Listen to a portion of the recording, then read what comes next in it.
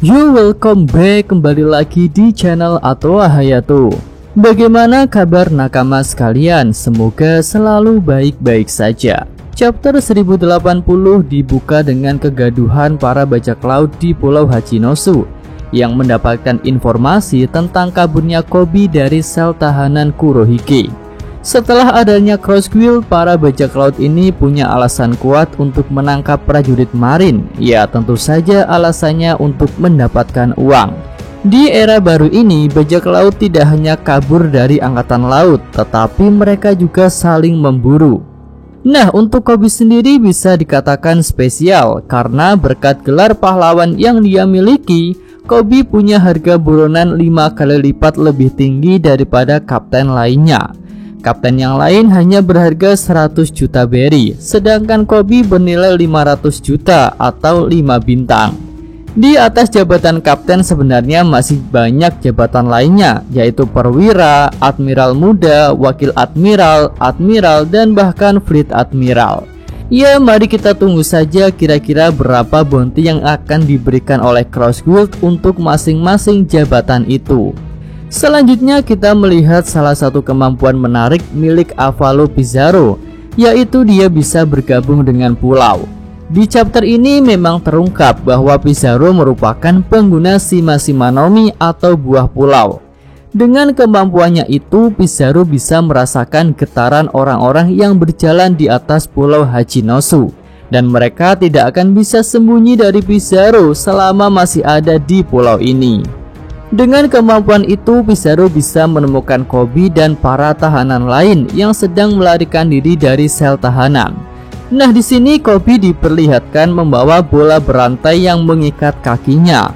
Sekilas hal itu terlihat biasa, tapi menurut Mimin ada hal yang mengganjal, yaitu apakah borgol yang digunakan oleh Koby adalah batu laut atau borgol besi biasa. Jika batu laut tentu akan sia-sia karena Koby bukan pengguna Devil Fruits. Dan jika itu besi biasa, harusnya bisa dihancurkan Koby menggunakan hakinya secara perlahan.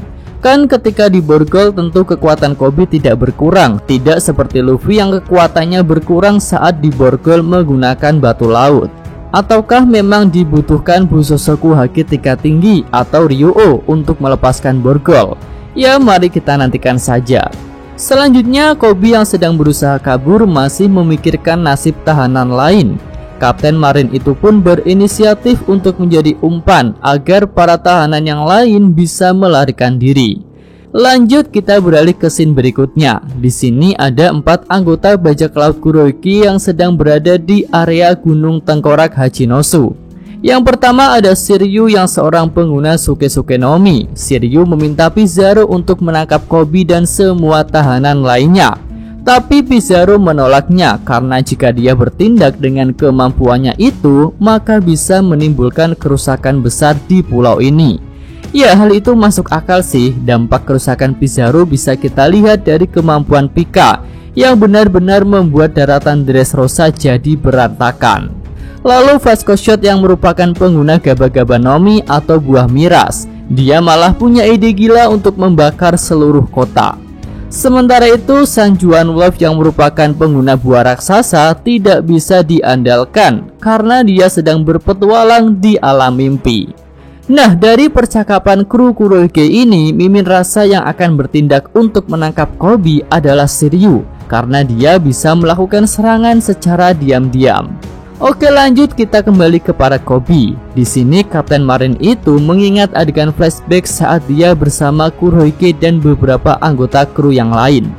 Kurohige mengungkapkan salah satu tujuannya, yaitu ingin menjadikan Hachinosu sebagai sebuah kerajaan atau negara yang diakui oleh pemerintah dunia, dan dialah yang akan menjadi rajanya. Kurohige akan menggunakan Koby sebagai alat negosiasi, tapi Koby langsung membantah.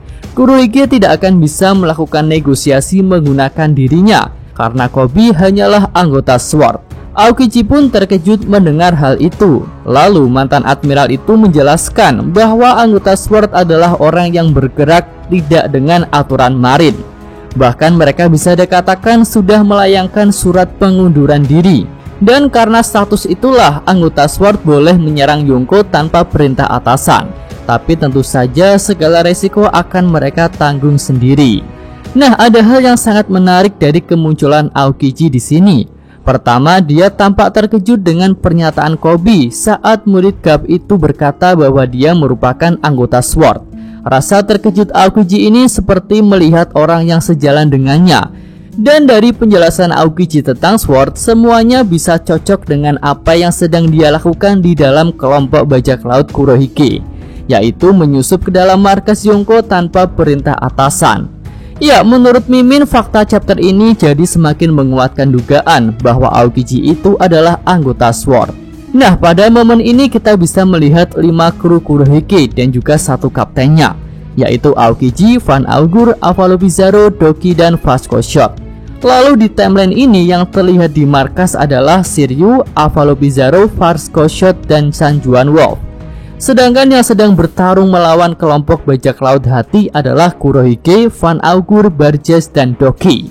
Nah, dari hal itu dapat kita lihat ya bahwa yang sedang berlayar ke Pulau Egghead bisa jadi adalah Aokiji, Lavitte, dan Devon.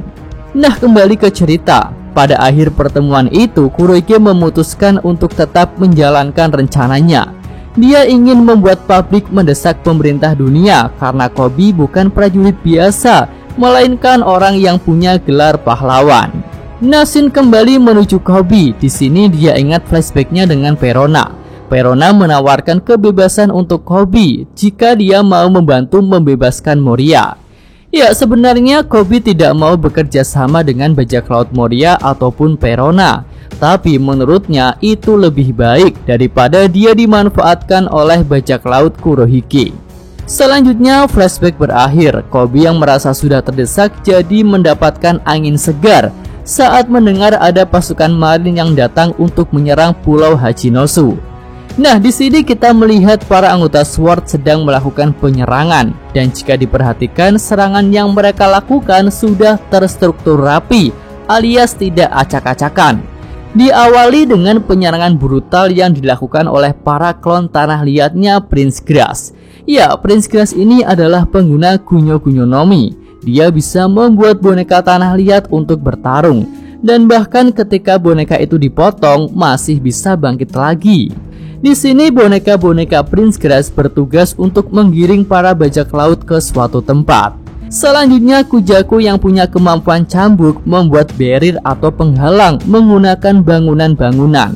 Dengan kemampuan cambuknya itu, Kujaku bisa membuat bangunan patuh kepadanya, dan para bangunan itu pun membuat lingkaran yang mengepung para bajak laut agar tidak bisa melarikan diri dari tengah. Pada kondisi ini banyak bajak laut yang berkumpul di tengah lapangan dan mereka tidak bisa kabur. Lalu Hibari bertugas untuk mengamankan Koby dari para bajak laut yang membawa senjata api. Nah, Hibari ini adalah seorang sniper yang menggunakan senjata hasil karya Vegapunk. Dengan senjata buatan Vegapunk itu, Hibari bisa merubah bubuk misio lawan menjadi bunga-bunga. Hal itu pun sukses untuk mengamankan Koby dari gerombolan para bajak laut yang sudah mengepungnya. Nah, selanjutnya di bagian akhir rencana adalah jatah dari Maki di Garp yang muncul dengan Tashigi beserta Helmeppo. Entah dengan cara apa kapal Garp bisa meluncur seperti Sanigo. Lalu dengan kekuatan besar Garp menghantam bagian tengah pulau dengan kuat. Teknik Garp itu bernama Galaxy Impact. Serangan itu pun bisa menimbulkan kerusakan besar dan juga tentu bisa mengenai para bajak laut yang sudah dikumpulkan di bagian tengah. Serangan Garp ini terlihat seperti Hausoku Haki tingkat tinggi yang punya aura petir hitam dan juga bisa menimbulkan kerusakan tanpa menyentuh. Dan saat melakukan serangan itu, Garp menegaskan bahwa Koby adalah masa depan untuk angkatan laut dan dia juga murid kesayangannya. Ya, itu aja segmen real review untuk chapter 1080 ini ya. Jangan lupa minggu depan libur lagi guys. Yosa Mimin atau Hayato. Terima kasih. Ya, cukup sekian video kali ini. Semoga nakama sekalian menyukainya. Terima kasih udah nonton. Jangan lupa kasih like dan subscribe channel atau Hayato. Yo.